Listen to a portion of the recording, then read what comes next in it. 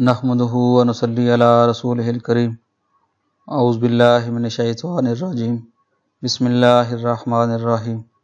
عزیز طلباء، آج کا ہمارا یہ لیکچر اسلامک اسٹڈیز پارٹ 2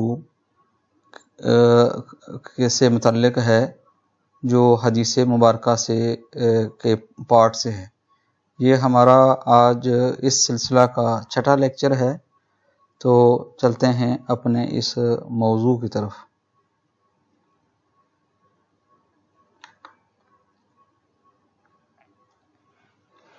آج ہمارا جو موضوع ہے وہ ہے مصطلح الحدیث۔ مصطلح الحدیث کیا علم ہے حدیث مبارکہ کا، اس کے اندر کون کون سے اس کے شعبہ جات ہیں، اس کے کیا ٹرمز ہیں، وہ آج ہم اس میں ڈسکس کریں گے۔ تو نیکسٹ سلائیڈ دیکھیں، اس کے اندر یہ اس کی ڈیفینیشن ہے۔ مصطلح الحدیث سے مراد حدیث مبارکہ کا وہ خاص شعبہ علم ہے جس میں روایت اور درایت پر بحث کی جاتی ہے، یعنی یہ علم الروایت اور علم الدرایت کا مجموعہ ہے۔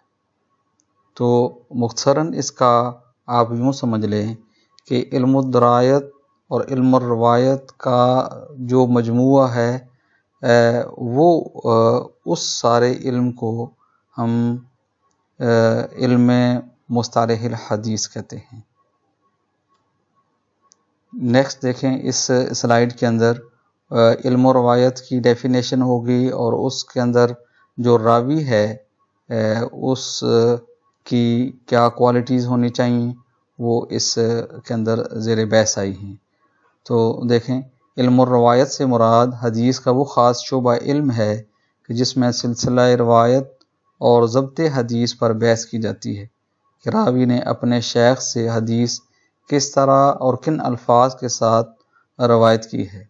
محدثین نے اس علم کے جو اصول اور قواعد و ضوابط بیان کیے ہیں، ان پر کسی بھی روایت کو پرکھ کر بخوبی اندازہ لگایا جا سکتا ہے کہ بیان کردہ حدیث صحت کے کس معیار کی حامل ہے۔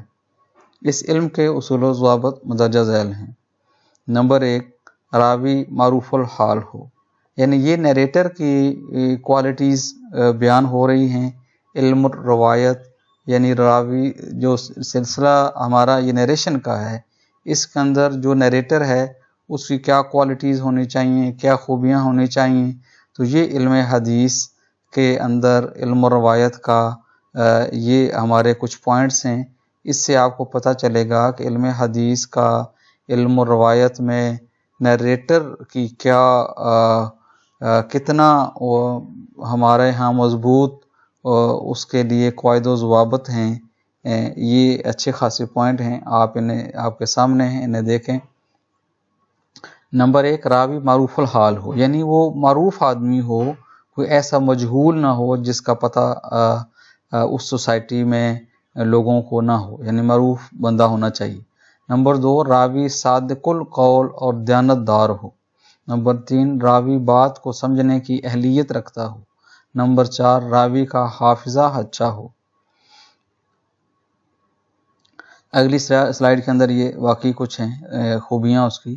راوی کو مبالغہ کرنے، خلاصہ نکال کر بیان کرنے یا روایت میں کسی اور طرح کا تصرف کرنے کی عادت نہ ہو، یعنی جو حدیث مبارکہ وہ نیریٹر وہ راوی بیان کر رہا ہے، تو اپنی طرف سے کوئی الفاظ کا چناؤ یا بڑھا کر بات کو بیان کرنا، یا اس کو سمرائز کر کے مختصراً بیان کرنے کی اس کی کوئی ایسی ہیبٹ نہ ہو کہ وہ خود الفاظ کو کہیں داخل کر رہا ہے، کہیں سے نکال رہا ہے، کہیں مبالغہ کر رہا ہے، کہیں سمری بیان کر رہا ہے۔ تو ایسی اس کی کوئی ہیبٹ نہیں ہونی چاہیے۔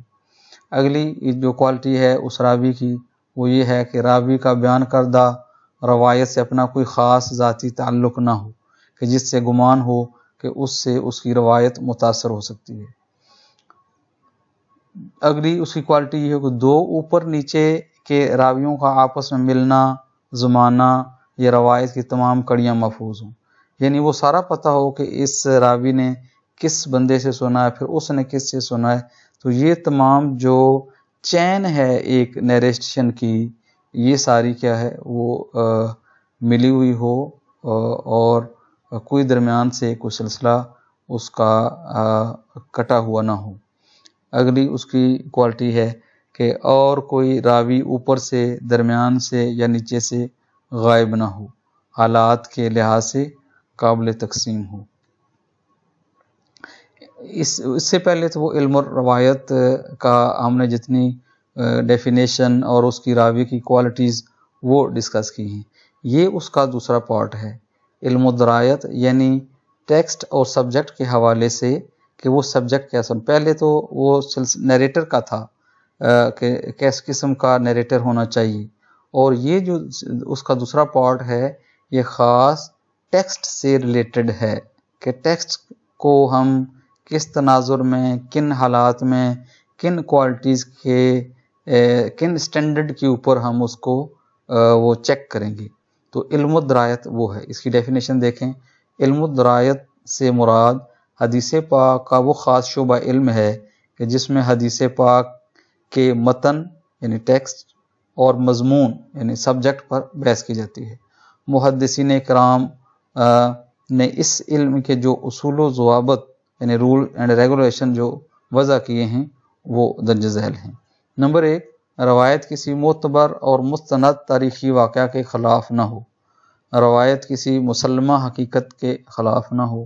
روایت کسی دوسری مضبوط تر روایت کے خلاف نہ ہو.